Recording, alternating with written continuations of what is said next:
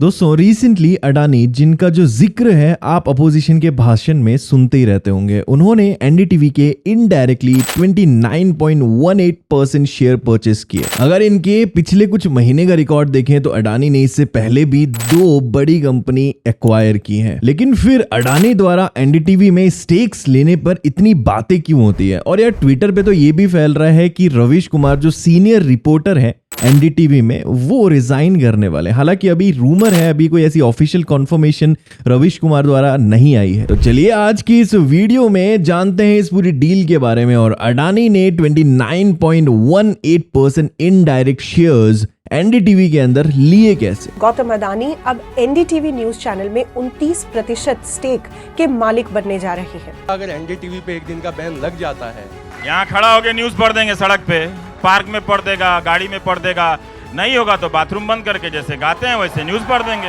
इसमें क्या है? दोस्तों याद कीजिए, आपने लास्ट टाइम टीवी मीडिया पे बेरोजगारी, इंफ्रास्ट्रक्चर और डेवलपमेंट की बातें कब सुनी थी? आई एम श्योर आपने नहीं सुनी होगी। इन सारे इंपॉर्टेंट मुद्दों के ऊपर मैं ऑलरेडी वीडियोस लेके आ चुका हूं, आप जाके देख सकते हैं। और अगर आप गलती से टीवी पे न्यूज देखते हैं ना, तो आपको क्या मिलता है? आपने हिम्मत कैसे की ऐसे सवाल पूछने की? I'm not yelling at you. I'm talking about Mr. McAdams. Audio बंद करिए इनका। थोड़ी मर्यादा रखिए। किसी भी डेमोक्रेटिक कंट्री में मीडिया 4th पिलर होती है, और अगर यही मीडिया प्राइवेटाइजेशन हो रहा है तो यहाँ पे फुल डेमोक्रेसी कहाँ है? जिन कंपनी ने टीवी मीडिया को एक्वायर किया है वहां पे वो अपना एजेंडा चलाएंगे। यार आप लोग न्यूज चैनल्स तो देखते होंगे, एनडीटीवी इकलौता एक ऐसा चैनल था जहां पे इंपॉर्टेंट इश्यूज पे बात होती थी। लेकिन अब अडानी के द्वारा एक्वायर करने के बाद हो सकता है यहाँ पे भी सेम वही सारी न्यूज आपको देखने को मिले जो बाकी सारे चैनल पे एक टाइम पे देखने को मिलती है। दोस्तों जून 2022 में ब्लूमबर्ग एंड द क्विट के 49% शेयर्स अडानी ने एक्वायर कर लिए थे, और अब एनडीटीवी में 29.18% स्टेक्स। अडानी के पास एनडीटीवी के 29.18% स्टेक्स हैं, बट इवन दो वो मेजर स्टेक होल्डर नहीं है एनडीटीवी में, लेकिन फिर भी यार हम सारे बात कर रहे हैं कि भैया एनडीटीवी को खरीद लिया अडानी ने, अडानी ने एक्वायर कर लिया। ऐसा क्यों? इस वीडियो में आगे आपको पता चलेगा। यार किसी भी बिजनेसमैन के लिए कोई न्यूज चैनल खरीदना बड़ी बात नहीं है, वो आसानी से खरीद सकते हैं क्योंकि उनके पास पैसा बहुत होता है। जैसे the mint news agency Birla own करता है, बिजनेस स्टैंडर्ड्स में कोटक के शेयर्स हैं, वहीं न्यूज 18, सीएनबीसी और मनी कंट्रोल रिलायंस ओन करता है। यार अब ऐसे में क्वेश्चन बनता है कि एनडीटीवी परचेस किए जाने पे इतना बवाल क्यों हो रहा है? अब यार अगर आप गूगल पे सर्च करते हैं एनडीटीवी अबाउट रूलिंग पार्टी, तो आपको वो हर एक न्यूज देखने को मिलेगी जहां पे गवर्नमेंट की पॉलिसीज के अगेंस्ट आपको चीजें देखने को मिलती हैं। एक तरीके से मीडिया का यही काम होता है, सवाल पूछना। और अडानी का एनडीटीवी के शेयर को परचेस करते ही मीडिया फ्रीडम फियर जैसे आर्टिकल्स इंटरनेशनल मीडिया में दिखने लग गए। वर्ल्ड प्रेस फ्रीडम इंडेक्स में 142वां स्थान है 180 में से, यानी 180 कंट्री में 142वां स्थान है इंडिया का। और ये जो इकलौता चैनल था एनडीटीवी, अगर ये भी प्राइवेटाइजेशन का हिस्सा बन जाता है तो ये जो रैंकिंग है 142, ये गिर के और भी नीचे हो जाएगी। तो आप देख ही सकते हैं कि वर्ल्ड रैंकिंग में हमारा इंडिया का जो मीडिया है वो कहां पे स्टैंड करता है। और इस पूरी कहानी में सबसे इंटरेस्टिंग बात क्या है पता है? इस चैनल के जो ओनर हैं राधिका और प्रणय, उनको भी नहीं पता था इसके बारे में। अब इस पूरी कहानी को समझने से पहले हमें एनडीटीवी के शेयर होल्डर्स के बारे में समझना पड़ेगा। एक्विजिशन से पहले एनडीटीवी टोटल 4 हिस्सों में बटा हुआ था, जिसमें राधिका रॉय के 16.32% शेयर्स थे, प्रणय रॉय के 15.94% शेयर्स थे, और इन्हीं की जॉइंट कंपनी आरआरपीआर होल्डिंग्स के 29.18% शेयर्स थे। और टोटल शेयर्स में से 61.45% शेयर्स ये दोनों ओन करने लग रहे थे, और ये दोनों हस्बैंड वाइफ है। और बाकी बचे हुए शेयर्स में से सबसे बड़ा हिस्सा 9.61% एलटीएस वेंचर, और बाकी 28.18% जो शेयर्स हैं वो अदर, यानी बहुत सारे शेयर्स होल्डर्स में डिवाइडेड है। अब यहां पे सवाल ये उठता है कि लगभग 61% शेयर्स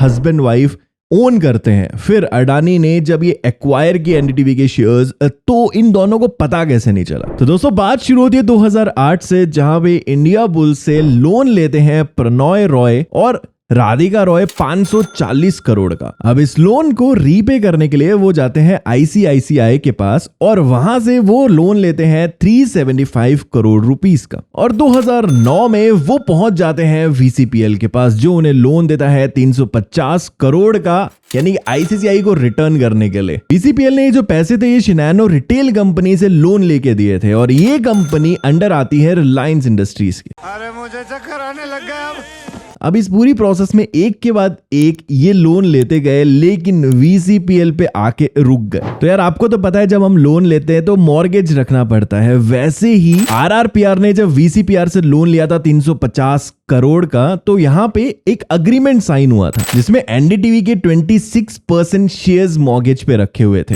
और इस अग्रीमेंट में एक टर्म थी कि कभी भी वीसीपीआर इन शेयर्स को बेच सकता है। और फिर 9 मार्च को रॉयज अपना 3.18% और शेयर्स आरआरपीआर में ट्रांसफर करके वीसीपीएल से 53.85 करोड़ का लोन ले लेते हैं। अब जो टोटल अमाउंट हो जाती है वो हो जाती है 403.85 CR जो वीसीपीएल उनको 2010 तक दे चुका होता है। तो अब जैसे ही लोन का टेन्योर खत्म होता है, आरआरपीआर की जो इक्विटी थी कंपनी के अंदर 29.18% की, वो वीसीपीएल को ट्रांसफर हुई, जो डील के अकॉर्डिंगली 99.99% लोन को इक्विटी में बदल सकते थे। जिसके बाद अडानी की मीडिया हाउस कंपनी एएमजी ने वीसीपीएल को खरीद लिया और वीसीपीएल होल्ड करता था 29.18% शेयर्स एनडीटीवी के। अब ऑटोमेटिकली वो जो शेयर्स हैं वो अडानी एक्वायर करता है। जब मैंने एनडीटीवी के शेयर्स के डिस्ट्रीब्यूशन के बारे में बात की थी, वहां पे एलटीएस वेंचर के पास 9.61% शेयर्स थे और एलटीएस वेंचर के जो ऑपरेशंस हैं वो अडानी के थ्रू होते हैं, तो इनडायरेक्टली वो 9.61% शेयर्स भी उन्हीं के पास जाएंगे। और यहां पे अडानी ने ओपनली ऑफर दिया है हाई प्राइस पे शेयर्स खरीदने के लिए बाकी शेयर होल्डर्स से। दोस्तों इस पूरे टेक ओवर में रॉयज का कहा जाना है कि ये टेक ओवर सही नहीं था। जब अडानी ने वीसीपीएल कंपनी को अक्वायर किया तो वीसीपीएल कंपनी के जो भी एसेट्स थे वो अडानी के अंडर आ जाते हैं और ऐसे में अडानी के पास शेयर्स भी आ जाते हैं वीसीपीएल कंपनी के पास जो रखे हुए थे एनडीटीवी के।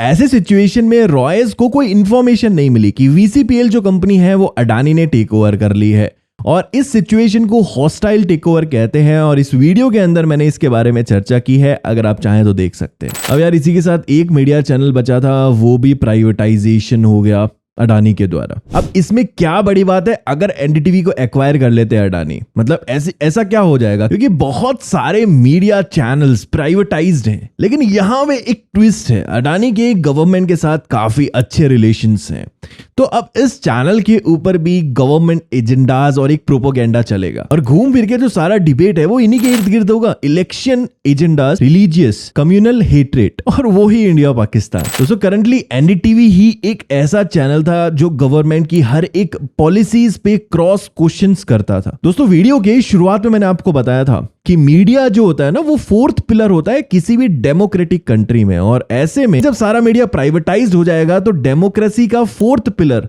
में डेमोक्रेसी कहां रहेगी। मीडिया प्राइवेटाइजेशन की तरफ बढ़ रहा है, ऐसे में हम लोग आम जनता न्यूज कहां पे देखें। हम न्यूज देख सकते हैं ऑनलाइन जाके, और यूट्यूब पे बहुत सारे चैनल्स हैं जहां पे आपको न्यूज मिल जाती है देखने को, आप वहां पे जाके न्यूज देख सकते हैं। इस चैनल पे भी समय समय पर आपको न्यूज मिलती रहेगी, आप फॉलो कर सकते हैं सब्सक्राइब और बेल आइकन को प्रेस करके। दोस्तों एनडीटीवी की जो वीडियो है वो कल रिकॉर्ड करने के बाद एक नई अपडेट आज मुझे पता लगी। मैं टिकर पे प्राइस चेक कर रहा था एनडीटीवी के स्टॉक का, जो कि आज पहुंच चुका है 519.80 यानी 519.80 रुपीज तक, और गौतम अडानी ने जो ऑफर दिया था वो 294 रुपीज पर शेयर दिया था। तो अब सवाल यहां पे ये उठता है कि लोग इतने सस्ते में अपने शेयर्स क्यों बेचेंगे। अब यहां पे लोग शायद अडानी के हाथों में एनडीटीवी को जाने से रोक रहे हैं। इस पूरे इंसिडेंट पे आपकी क्या राय है, कमेंट सेक्शन में मुझे जरूर बताइएगा। चलिए मुलाकात करेंगे और एक्साइटिंग वीडियोस के साथ। Stay tuned, keep watching and thank you so much for watching this video till the end.